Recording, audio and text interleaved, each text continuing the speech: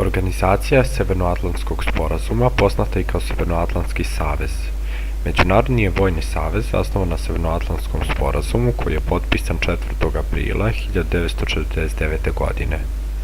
Organizacija predstavlja sistem kolektivne odbrane, pri čemu članovi organizacije pristaju na međusobnu odbranu od napada spoljnog elementa. Središte NATO-a nalazi se u Briselu, gde se takođe nalazi vrhovni komandant savezničkih snaga. Organizacija ima 29 članova, a Crna Gora se 5. juna 2017. pridružila NATO-u kao poslednja 29. članica. Pored članova organizacije u radu učestvuje 21 zemlja, član partnerstva za mir, sa još 15 zemalja uključenih u institucioni sistem dijaloga.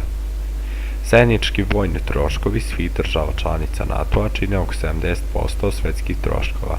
Izbijanje Korejskog rata u junu 1950. godine bilo je ključnog značaja za NATO, jer je značilo prividnu opasnost od zajedničke saradnje komunističkih zemalja, što je prisililo Savez da razvije konkretne vojne planove.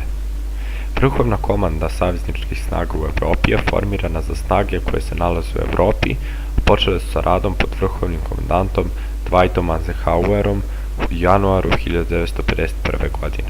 Varšavski pakt ili Varšavski sporazum, zvanično nazvan Sporazum o prijateljstvu, saradnji i uzajamnoj pomoći, bio je vojna organizacija srednjeevropskih i istočnoevropskih socijalističkih zemalja.